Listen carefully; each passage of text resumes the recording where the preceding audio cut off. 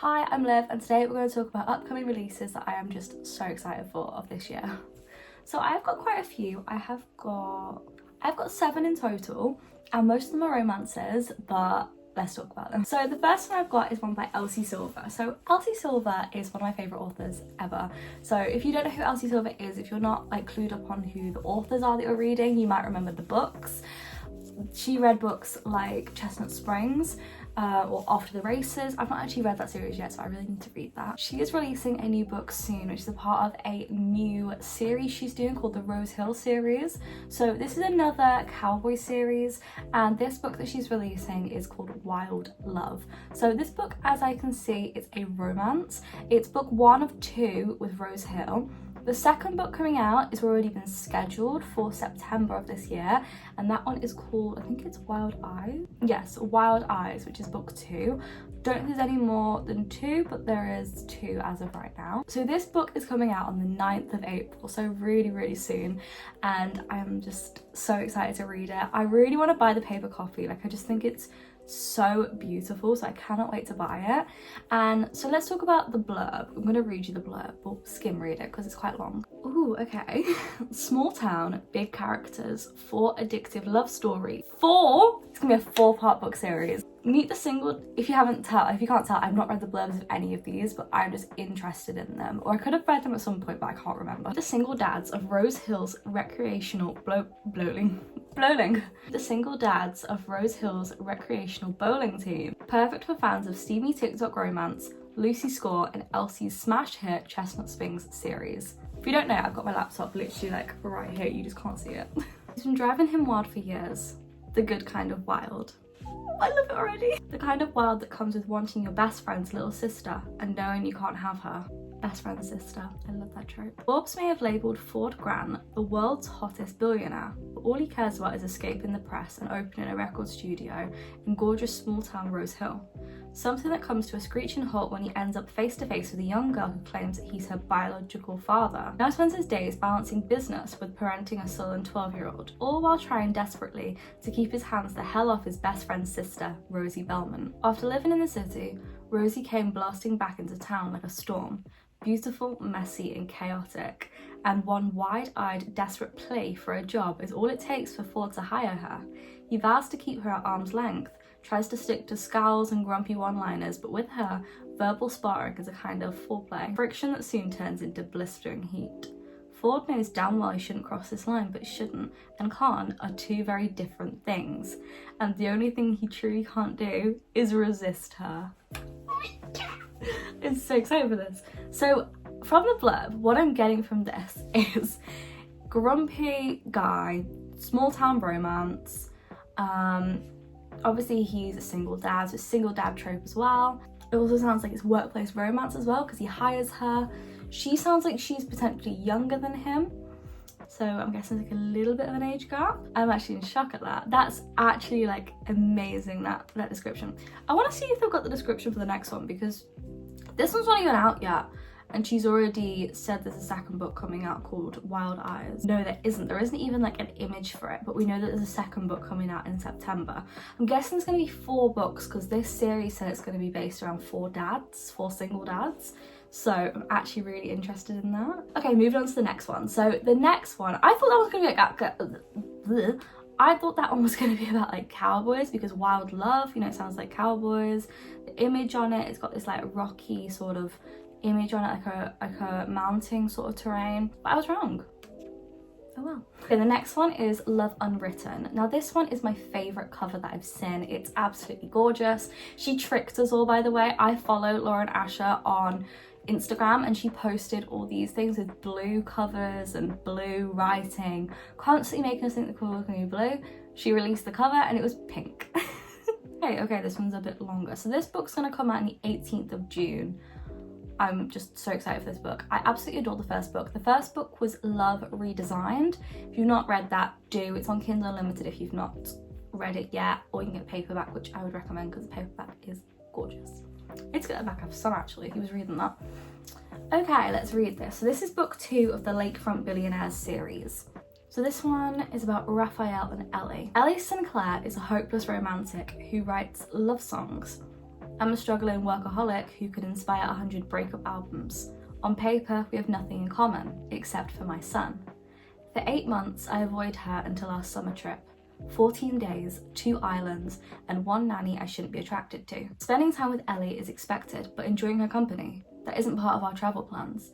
And after my divorce, I swore to protect my heart at all costs, even if it means breaking hers in the process. Ellie, what's worse than working for a grumpy single dad? Admitting that I once had a secret crush on him in high school. Thankfully, Rafael Lopez and I have changed since we graduated from Wisteria High. He is a billionaire with a company to run and a child to take care of. I'm an unemployed songwriter he hired to watch his son and teach music. We coexist without any issues until a vacation changes everything. Lines blur and old feelings for Rafael return with vengeance as I face a new dilemma. Being his son's nanny is one thing, but wishing for more sounds like a heartbreak song waiting to be written.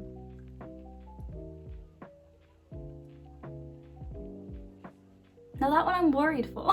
So this one sounds like it's a bit longer as well. This one's 592 pages and I'm really excited for this. So the first one, we did see Rafael and Ellie in that book and they had this spark between them, and I do remember the son saying that they were going on vacation and he said he wanted Ellie to come and Rafael was like, no, that's not happening. And he was like, it was my birthday treat, or like, it's my treat, so it's my choice. And I was like, oh, there's gonna be like a nanny romance there, which is reminding me of Heartless from the Chestnut Springs series. If you've read that, that was very much like a nanny and an age gap. So this one doesn't sound like an age gap because they went to high school together, and it does sound like he's grumpy, but he's also very cautious of his own heart, and he's also very cautious of his son getting too attached to people. I am really liking the first book. I loved it. I loved the way it was written, and it's definitely like a family aspect like Elsie Silver books have with Chestnut Springs, how it was all about the brothers and like the friends of the brothers. This one, it's again similar to that, but obviously it's written by Lauren Asher. I really did like the first book that it was written, so I'm so excited for this. I am really hoping we get to see like this grumpy vibe from Rafael, because that's one of my favourite tropes from a guy, is like the grumpy vibe. So I'm very excited for that. Just the cover just really intrigues me. I love it. And I love a bit of spice as well. The next what we've got is a thriller. So this one's by Holly Jackson, and this is The Reappearance of Rachel Price. So this book comes out on February, it comes out next year. It says 2nd of April 2024. That can't be any more clearer. 2nd of April 2024.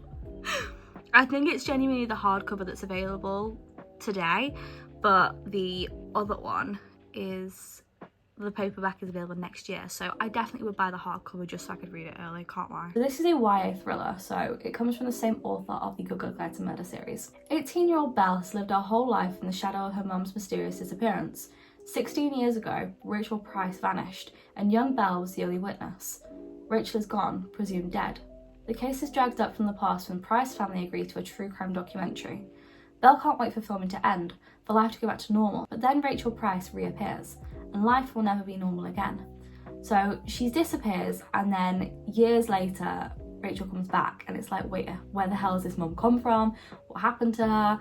And it just looked really interesting. I just saw it one day on Amazon and I was like, I like Holly Jackson, so that looks interesting. This next book I am so excited to read, and this, I swear I'm gonna stop saying that in a minute, but I'm really excited for this one. So this one is by Frida McFadden, and it is the 3rd of the Housemaid series. So this is The Housemaid is Watching, so it's amazing. I love this series so far. I'm so excited. This one comes out on June 11th. Yeah, this one comes out June 11th of this year, so I'm so excited. You must be our new neighbours, Miss Lowell gushes and waves across the picket fence. I clutch my daughter's hand and smile back. She's got a daughter. The second Mrs. Lowell sees my husband, a strange expression crosses her face. In that moment, I make a promise. We finally have a family home. My past is far behind us, and I'll do anything to keep it that way. She's got a child? I used to clean other people's houses. Now, I can't believe this home is actually mine. The charming kitchen, the quiet cul-de-sac, the huge yard where my kids can play. My husband and I saved for years to give our children the life they deserve. Even though I'm aware of our new neighbour, Mrs. Lowell, when she invites us over for dinner, it's our chance to make friends. Her maid opens the door wearing a white apron, her hair in a tight bun. I know exactly what it's like to be in her shoes, but her cold stare gives me chills. The Lowell's maid isn't the only strange thing on our street. I'm sure I see a shadowy figure watching us. My husband leaves the house late at night, and when I meet a woman who lives across the way, her words chill me to the bone. Be careful of your neighbours.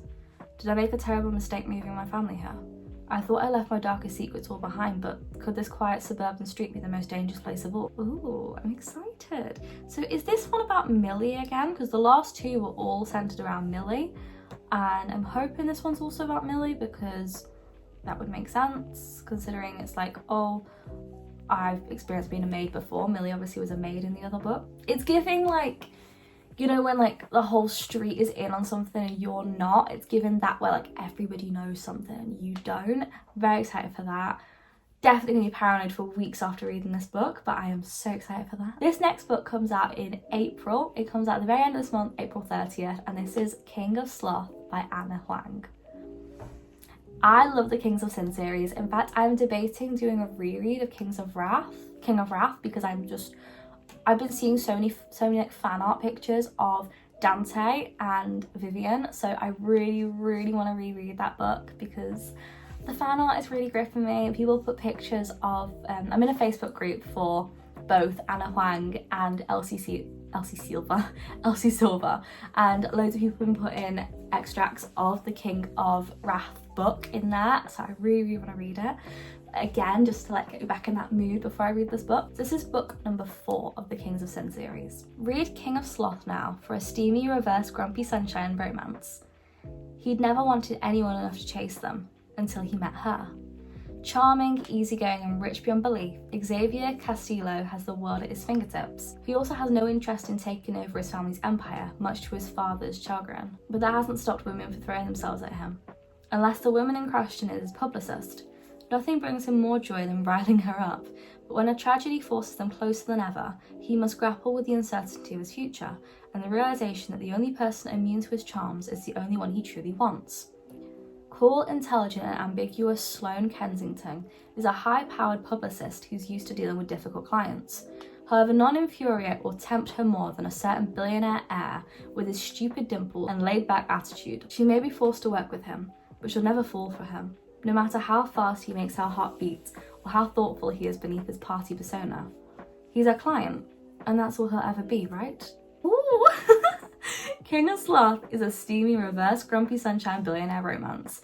It includes explicit content and profanity, recommended for mature readers only.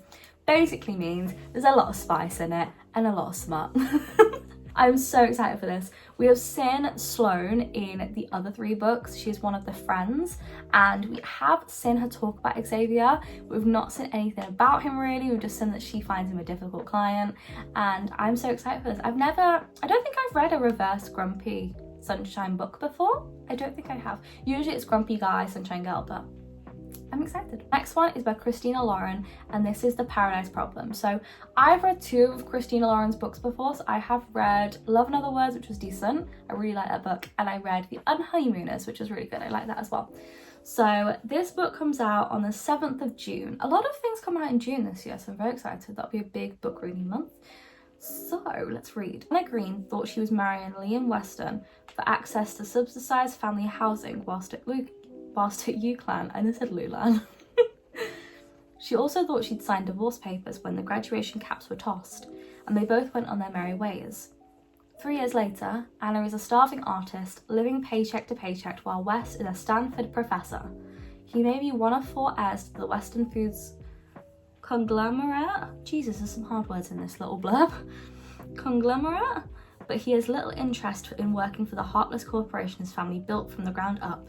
He is interested, however, in his $100 million inheritance, but there's just one catch. What is with these words? Oh my god, Christina, you're making me look stupid. Due to an antiquated?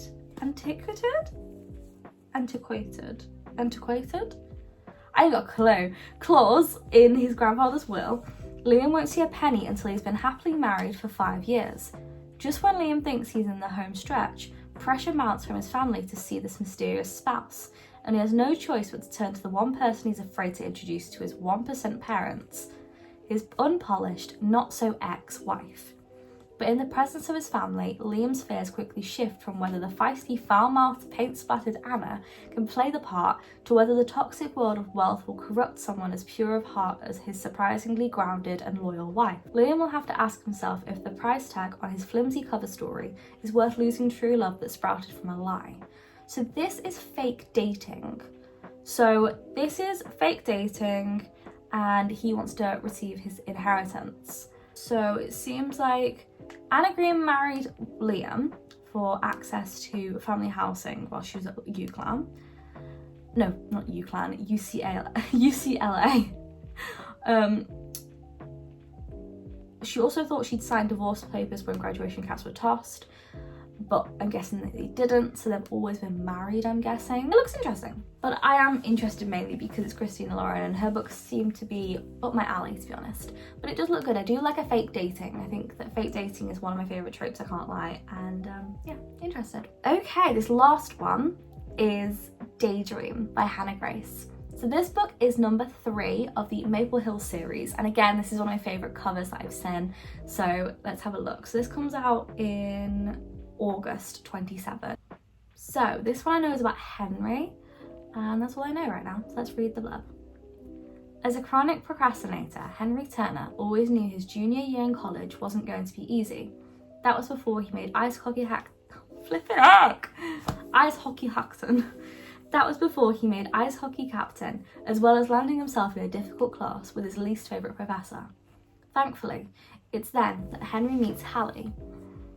Is it Hallie or Hale? We'll call her Hallie. A fellow junior who he immediately befriends. Academic pressure has never been a struggle for Hallie, but as an introverted people pleaser with a tendency to overcommit herself, she can't help but offer to help Henry pass his class. In turn, he offers to help make college life a little more inspiring, just the thing she needs as an aspiring novelist. So she is an aspiring writer and she is his tutor. I do like the look of the cover. I think it's really good. I like it. I like the vibes. I also love Henry. I can't lie, Henry is just a sweetheart in the books. Like, I can't. So seeing him in this new like light, and obviously it's gonna be spicy because Hannah Grace's books are always spicy. At the end it says 18+ content, so we know it's gonna be. I don't know how I'm gonna feel about seeing Henry in that way, but in the last book I remember Russ did end up walking in on Henry when he was sleeping with somebody.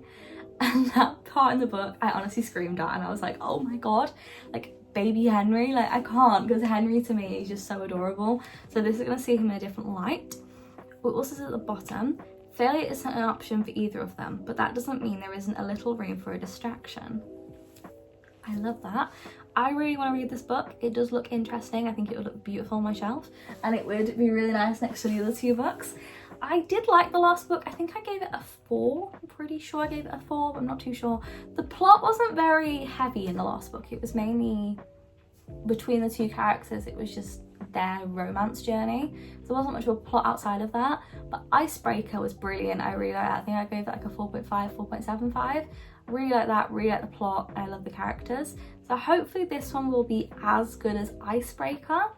But I still liked Wildfire, I still thought it was good, so hopefully I'm gonna like this book. It does look interesting, and I just can't wait for books to come out basically. I just need more things on my TBR. Not that my TBR is tiny in the slightest. I mean, I'm pretty sure on there's like 15 books I haven't read yet. That is everything. I hope you have enjoyed the video, guys. Tell me down below if there's any books that you're excited to be released, or books that I haven't mentioned that you're like, wait, you need to look at this book. Hope you enjoyed. Subscribe, like, and do all that stuff because we're really close to 700 subscribers, and I'll see you guys soon. My Goodreads is always linked below, so go check that out. And yeah, I'll see you guys pretty soon. Bye!